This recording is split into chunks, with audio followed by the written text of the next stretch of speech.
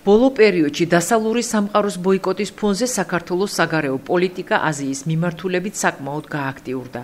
ისტორიკოსი შალვა თავაძე სპექტრთან აცხადებს, რომ ასეთ შემთხვევაში თუ გვინდა ეკონომიურად ქვეყანა ფეხზე მყარად დადგეს და მდგრადი სტაბილური სახელმწიფო იყოს, მას აუცილებლად სჭირდება მსგავსი ნაბიჯები და ურთიერთობები არა მარტო დასავლურ სამყაროსთან.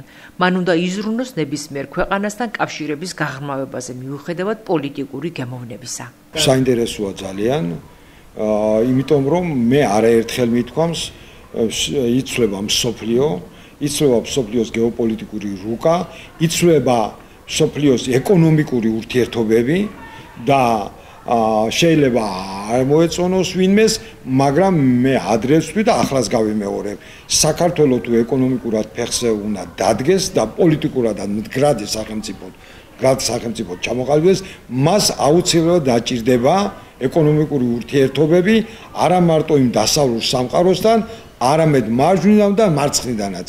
მან ეს ურთიერთობები უნდა გააღრმავოს, მიუხედავად იმისა, მოგწონს თუ არა ამა თუ იმ სახელმწიფოში არსებული პოლიტიკური სისტემა, არის თუ არა დემოკრატიული ესა თუ ის სახელმწიფო, დღევანდელი მსოფლიო ამის საშუალებას არ გვაძლევს ჩვენ. თვითონ ამერიკის შეერთებული შტატები არ გაექცევა არავისთან ურთიერთობას თავისი ეკონომიკური ინტერესებიდან გამომდინარე და არ ადაგიდებს. იქნება ეს სახელმწიფო მისთვის პოლიტიკურად მისაღები თუ არ იქნება. ანუ პოლიტიკური მართლობის პრობლემა მაქვს ხედველობაში. იქნება დემოკრატიული თუ არ იქნება დემოკრატიული. ჩვენც მოგწონს თუ არ მოგწონს, უნდა გავიხედოთ ყველა მხრივ და ეკონომიკური ურთიერთობები უნდა დავამყაროთ ჩვენ განსაკუთრებით მეზობელ სახელმწიფოებთან. შეიძლება ესენი არ იყვნენ ყველა მეგობრები, მაგრამ გარკვეულწილად უნდა შევძლოთ მათანაც თანამშრომლობა და პოლიტიკაც ეს არის ძალიან ხშირად რომ არა სურვილებზე უნდა ააგოს ყველაფერი, არამედ შენი ინტერესებიდან გამომდინარე და ინტერესთა თანხმდევრად თუ მოხდება, რატომაც არა გავიხედავთ იმ მუსლიმური სამყაროსკენაც კი. ასეთია დღევანდელი მსოფლიოს სამწუხაროდ. ჯანდაცვის მინისტრის განცხადებით, სამინისტრო ფინანსური რესურსის მობილიზებისა და ხარისხობრივი ინდიკატორების განსაზღვრით ფსიქიკური ჯანმრთელობის სერვისების მნიშვნელოვან გაუმჯობესებას გეგმავს. ამ პროცესში კი სექტორთშორისი თანამშრომლობა ძალიან მნიშვნელოვანია. თავის მხრივ სახალხო დამცველმა სამინისტროს აღნიშნული მიმართულებით რეკომენდაციები გაუზიარა და აღნიშნა, რომ მათ შესასრულებლად უწყება აქტიურად მუშაობს. სახალხო დამცველთან ჩვენი სამინისტროს თანამშრომლობა შეიძლება ითქვას, რომ განსაკუთრებული მნიშვნელობის არის ეს იმის გათვალისწინებით, რომ ძალიან ბევრი უფლების რეალიზების საკითხი სწორედ მათი ინტერესის სფეროში ექცევა და ის უფლებებია, რომელიც ჩვენი სამინისტროსთვის არის განსაკუთრებულად პრიორიტეტული და მნიშვნელოვანი. ამ შემთხვევაში აქცენტი გაკეთდა ფსიქიატრიულ სერვისებზე, რომელიც ქვეყანაში ხელმისაწვდომია და რომელიც სერიოზული გამოწვევების წინაშე დგას.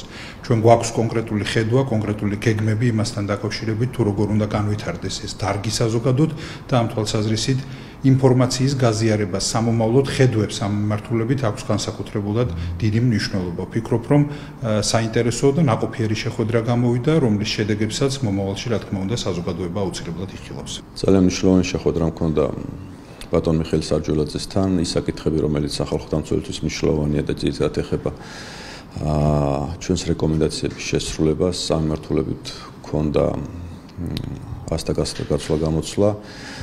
ეს შეხვედრა ეხებოდა ფსიქიატრიულ დაწესებულებებში არსებულ მდგომარეობას და გაუზიარეთ ჩვენი ხედვები, ის პრობლემები, რომელიც ჩვენ გვაქვს იდენტიფიცირებული ამ მიმართულებით და რა თქმა უნდა, მნიშვნელოვანია, რომ სახელმწიფოს, ამ შემთხვევაში ჯანდაცვის სამინისტროს თანამშრომლობა სახალხო დამცველთან, რომ ეს საკითხები იქნეს დარეგულირებული და ამ ადამიანების ყოფა იქნეს გაუმჯობესებული, რომელიც ფსიქიატრიულ დაწესებულებებში არიან. ზესტაფონური ფინალი საქართველოს ჩემპიონატზე ძიუდოში. ტატამზე უჩა ტაბატაძე შალვა გურეშიძის წინააღმდეგ ჭიდაობდა. ძიმეწონოსან ძიუდოისტთა ორთაბრძოლა უჩა ტაბატაძის გამარჯვებით დასრულდა და ჩემპიონის ტიტული დაისაკუთრა. შალვა გურეშიძე კი მეორე პოზიციაზე გავიდა და ვერცხლი აიღო. როგორც ზესტაფონის სასპორტო სკოლის დირექტორი ამბობს, საჭიდაო მოედანზე შალვა გურეშიძე თითქმის ერთწლიანი იძულებითი პაუზის შემდეგ დაბრუნდა და მისი ეს შედეგი განსაკუთრებით მნიშვნელოვანია. ჩატარდა კალათბილისში საქართველოს ჩემპიონატი ძიუდოში უკვე მამაკაცებს შორის. ჩვენმა რაიონის წარმომადგენლებმა ჩვენმა მოჭიდავეებმა კიდევ ერთხელ გაგვახარეს და ასე ვთქვათ მე კიდეც აღვნიშნე ერთ-ერთ ინტერვიუში რომ ძველი დრო გაგვახსენებს როცა ეს ბავშვები ჭაბუკობიდან მოდიან ერთად უჩაც და შაკოც და ბევრი ფინალი აქვს და ასე ვთქვათ ერთად ნაჭიდავები და ერთ-ერთი ესეც იყო ოღონ იმ განსხვავებით რომ ეს უკვე მამაკაცებში ანუ სრულად საკონკურენტ ჯგუფი მასში გამოვიდნენ ასე ვთქვათ ასაკობრივ ჯგუფში და ფინალური შეხვედრა ეჭიდავეს. მე მინდა უჩას მიულოცო ჩემპიონობა, ნამდვილად მთელი გული და სულით და უსურო წარმატება. მას უკვე დაგეგმილია რომ პოლონეთის საერთაშორისო ევროპის თასზე მიიღებს უკვე მონაწილეობას.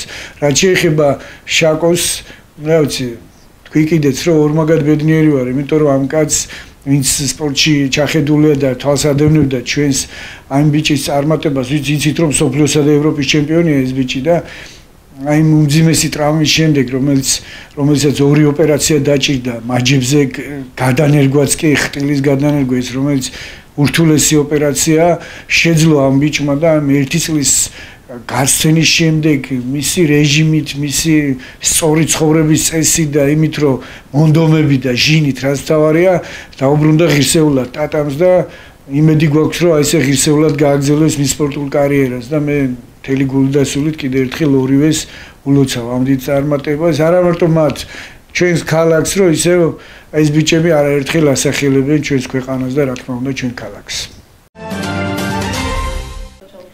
საქართველოს ბაკურიანი 2025-ზე ოქროს მედალი მოიპოვა. ქართველმა ფიგურულმა მოციგურავე ინგა გურგენიძემ ბათუმში 2025 წლის ევროპის ზამთრის ახალგაზრდულ ოლიმპიურ ფესტივალზე ორი პროგრამის შედეგად 187.91 ქულა დააგროვა და ფესტივალის ჩემპიონობა იზეიმა. ქართველმა სპორტსმენმა მოკლე პროგრამის შემდეგ 58.84 ქულით მესამე ადგილი დაიკავა. თავისუფალ პროგრამაში კი მსაჯებისგან 128.97 ქულა დაიმსახურა და ლიდერი გახდა. ორი პროგრამის შედეგად დაგროვილი 187.91 ქულით მან ოქროს მედალი მოიპოვა. მიმდინარე ზამთრის ახალგაზრდულ ოლიმპიურ ფესტივალზე ეს საქართველოს პირველი მედალია. ზამთრის ახალგაზრდულ ოლიმპიურ ფესტივალზე საქართველოს ოქრო ისტორიაში პირველად მოიპოვა. ბაკურიანი 2025 9 თებერვალს საზეიმოდ გაიხსნა და 16 თებერვალს დაიხურება. ევროპის ზამთრის მე-17 ახალგაზრდულ ოლიმპიურ ფესტივალს მასპინძლობს 3 ქალაქი: ბაკურიანი, თბილისი და ბათუმი. ასპარეზობებში 1000-მდე სპორტსმენი მონაწილეობს. შეჯიბრებები 8 დისციპლინაში ტარდება.